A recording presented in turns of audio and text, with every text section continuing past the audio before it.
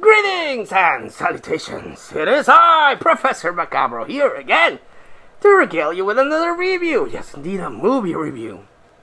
Now, this particular movie I wanted to see in the theater, but unfortunately, Professor Macabro's theater life is very cut down. Yes, indeed, I don't have the freedom, or the money, or the free time to actually go and see a horror movie. Because I have other things that keep me down, and I can't find anyone that wants to watch a horror movie with me, which always pisses me off because, goddammit, I want to see horror movies, and I want to see it with someone that likes horror movies, but so far that is not the case. My lot in life is not that.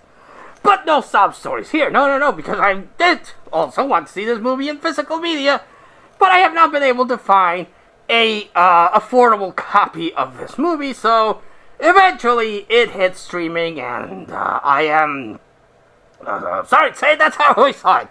Sorry, not sorry, because I finally got to see it, but sorry that I wasn't able to find it in physical media and actually see it that way. But the movie in question, after this long-winded explanation, is The Black Phone, thus, yes indeed, sequel to the excellent Black Phone.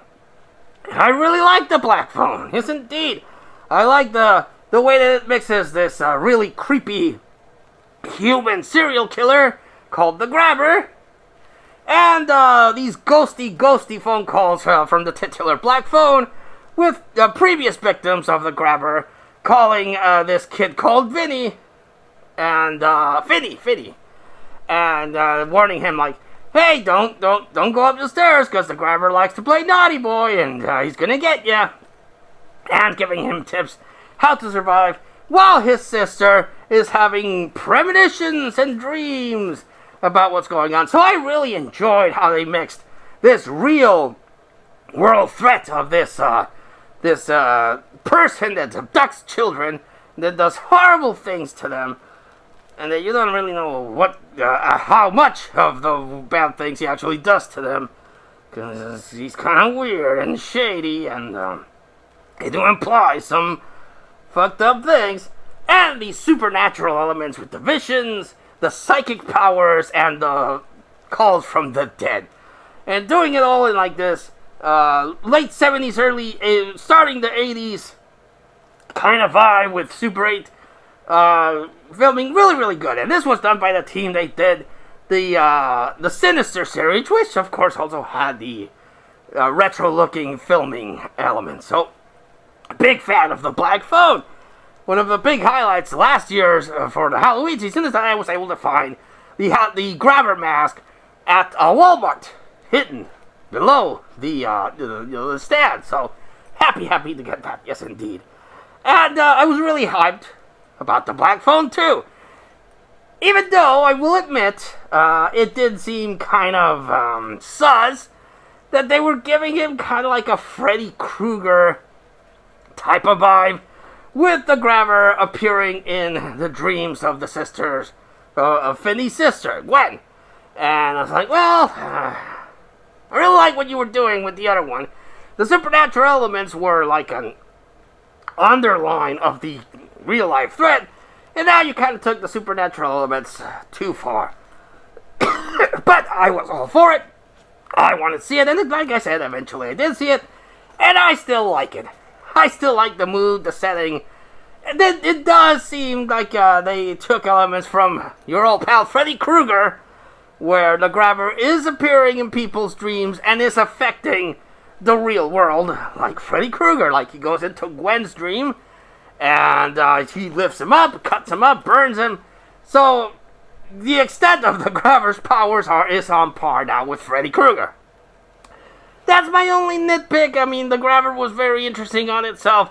And just the idea of the Grabber escaping hell and going back to his old stomping grounds to reconnect with his power and run amok was interesting. And you still had the PTSD that Finny was going through, because, he was abducted.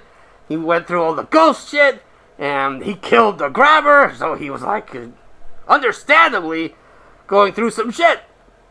At the end of the first movie, it seemed like this empowered him. But, it turns out that, no, it actually fucked him up, as it would. I don't think that's the kind of thing that you would just be like, go through all that and be like, hee, sunshine, lollipops, and rainbows everywhere. No, you would effectively be fucked up. And he is. And Gwen is still going through her own growth, because now she's starting to get visions of the grabber, and he's fucking her up, and also visions of the mom that died in the first one. And there's a mystery to that. Secrets are revealed. Yes, indeed. And it links to the grabber. So very cool, very cool. I like that one. And then the setting is also kind of taking a little bit from the Jason series, because they don't go to a camp. But the camp is frozen because it's snowy season, or maybe the powers of the grabber made it so that they get, frozen in because of a big snowstorm. So again, how powerful is the grabber? Apparently very powerful in this one. He got OP after escaping from hell. And I like the idea, because it is something that has been touched in other religious texts, that hell isn't, fire and brimstone and everything It's actually more of a coldness, because as you go down through the layers of hell, and you reach further away from the light of God, it gets colder and colder and colder. Isn't it? So I like that idea. I also like the way that the grabber explains hell. Like, they take away the good parts of you, and they only leave you with the sin to torment you. Pretty chilling. No pun intended. Or maybe it was. Yeah, who knows. Anyway, so I really like that whole concept of it. And the execution still works. Still, cheering for the kids, the Scooby Gang, to fight the evil. And this one, they actually get back up from the camp counselor manager, his daughter, and the two people that don't want to get involved, but eventually get pulled into it. And I like it. I like the way that the dream is still filmed in this vintage Super 8 style. I like how creepy and imposing the grabber is, even though he's dead. He a ghost. He a Freddy ripoff. He still gives you the chills. Yes, indeed. He's still creepy. Ethan Hawke, great work as the grabber. I really like it. And especially like the new look of the grabber. I already was a big fan of the look of the grabber, but now he's frozen. He was frozen today. And he's all chill, and his face has frostbite. Mwah! Good design on the grabber. So big props on that. Still like the look of it. Still like how it looks all vintage and retro and old. Good that. I like the frozen campground. They could have gone to the normal happy campground, but the fact that it's frozen ties into the ice hell idea. And I like it. Again, my only nitpick is that it turned the grabber into Freddy Krueger. He was original enough that he didn't have to, take elements from other famous slashers, but it's still kind of its own thing. I still like it. I still like the performance. I still like the look. So I still like the movie. Yes, indeed. So big fan of the Black Phone 2. I still prefer the first one, because the first one was a little bit more suspenseful, a little bit more subtle, and I like the first one. But the second one, while does not reach the heights of the first one for me, is still enjoyable, and I had myself a really good time. And if I can, maybe I'll make a full snow-covered grabber costume, if I can find a second mask.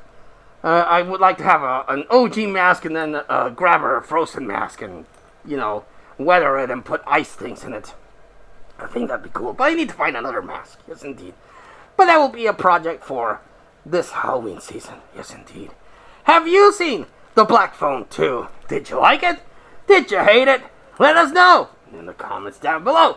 But until I see you all again next time, this has been Professor Macabro thanking you and wishing you all, like always, a good evening.